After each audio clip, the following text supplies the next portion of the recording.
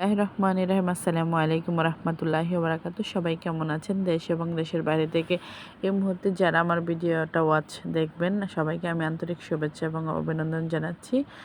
অনেক ভালোবাসা রইল আপনাদের প্রতি। তো এখানে হচ্ছে আমি আজকে হচ্ছে একটা হাতে মাখিয়ে চচ্চড়ি রান্না করব। এখানে হচ্ছে বেগুন, আলু, পেঁয়াজ, কাঁচামরিচ সবগুলোই হচ্ছে আমি কুচিয়ে ধুয়ে একবারে প্রসেস করে নিয়েছি। তো এখন হচ্ছে সবগুলো মশলা এখানে অ্যাড করে নিচ্ছি। আপনারা দেখতেই পেয়েছেন। এই মশলাগুলো হচ্ছে আমার ছেলে জাকি দিয়ে একবারে সব মিক্স করে ফেলেছে। তারপরে এখানে ধনিয়া গুঁড়ো আর হচ্ছে হলুদ আর হাত মতো লবণ আর তেল অ্যাড করে হাতে মাখিয়ে নিয়েছি সুন্দরভাবে। দেখতে পাচ্ছেন হাতে মাখিয়ে মনে হচ্ছে সিদ্ধ হয়ে গেছে অনেকটা। তো মাছগুলো হচ্ছে উপর দিয়ে সুন্দরভাবে দিয়ে, দেশাল মাছ এগুলো, সাথে পুঁটি মাছ আছে, অন্যান্য মাছ আছে, টাকি মাছ আছে সাথে সাথে, আর অন্য আরেকটা কী জানি মাছ, আমি নামটা বলতে পারলাম না, আপনারা দেখে চিনে নেবেন। তো এখন হচ্ছে আমি সুন্দরভাবে হচ্ছে মাছের মধ্যে এখন পানিটা দিয়ে আমি জাস্ট রান্না করে নেবো। আর ওইদিকে হচ্ছে আমি একটু করলা ভাজি করে নেব। করলা ভাজিটা হচ্ছে অনেক পছন্দ আমার হাজব্যান্ডের, তো যার জন্য করা। তো করলা ভাজিটা হচ্ছে এখন আমি করে নিচ্ছি।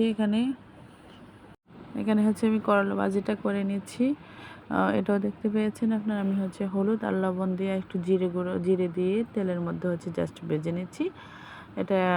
আর এখন হচ্ছে চচ্চড়িটা সুন্দরভাবে কুক করে নিচ্ছি। এটা পানি শুকিয়ে গেলে জাস্ট লবণটা চেক করে নেবেন। কাঁচামরিচ এবং ধনিয়া পাতা সব এভরিথিং দিয়ে আমি একবারে বসিয়ে দিয়েছি। পানিটা একবারে শুকিয়ে গেলে আমার রান্নাটা হয়ে যাবে। আস্তে আস্তে একটু হাতে সময় নিয়ে, প্রিয়জনের জন্য যেহেতু খাবার রান্না করা, সেটা অবশ্যই মনোযোগ দিয়ে করতে হবে।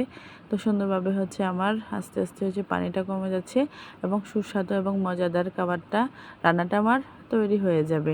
আপনারা যারা নতুন রাঁধুনি আছেন, খেয়াল করে অবশ্যই এভাবে রান্না করলে অনেক সুস্বাদু এবং মজাদার খাবার হবে। যে এই মধ্যে হচ্ছে আমার চচ্চড়ি রান্নাটা হয়ে গেছে।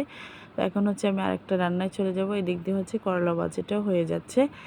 তো এই যে আমার ফাইনালি চচ্চড়ি রান্নাটা হয়ে গেছে মাছ দিয়ে। আর বেগুন, আলু, মাছ দিয়ে রান্নাটার মজাটাই আলাদা, মানে খাওয়ার। তো এখন হচ্ছে আমি আরেকটা রান্নায় চলে যাচ্ছি। এটা হচ্ছে একটা টক দিয়ে রান্না। যারা পছন্দ করেন তারা হচ্ছে এভাবে রান্না করে খেতে পারেন। খুবই কম মশলা দিয়ে এখানে হচ্ছে আমি সব ধরনের মশলা এখানে অ্যাড করে নিচ্ছি। পরিমাণ মতো তেল এবং পেঁয়াজ কুচি, কাঁচামরিচ আপনারা দেখতেই পেয়েছেন।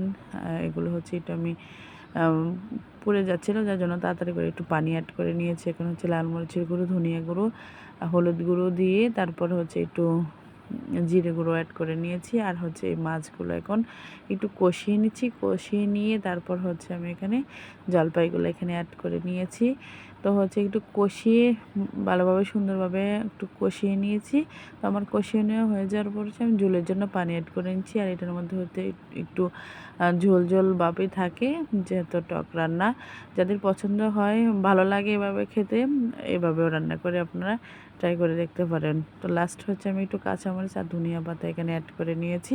তো একটু পর হচ্ছে ভালোভাবে রান্না করে আমি লবণটা চেক করে তারপর হচ্ছে আমার একটু পর ভালোভাবে রান্না হয়ে যাওয়ার পর হচ্ছে আমার রান্নাটা হয়ে গেছে। এই প্রসেসে আপনাদের যদি দেখে আরও ভালো লাগে আমার ভিডিওটা, অবশ্যই আমার পেজের পাশে থাকবেন এবং লাইক, কমেন্ট, শেয়ার করবেন। তো আস্তে আস্তে দেখতে দেখতে হচ্ছে আমার রান্নাটা হয়ে গেল।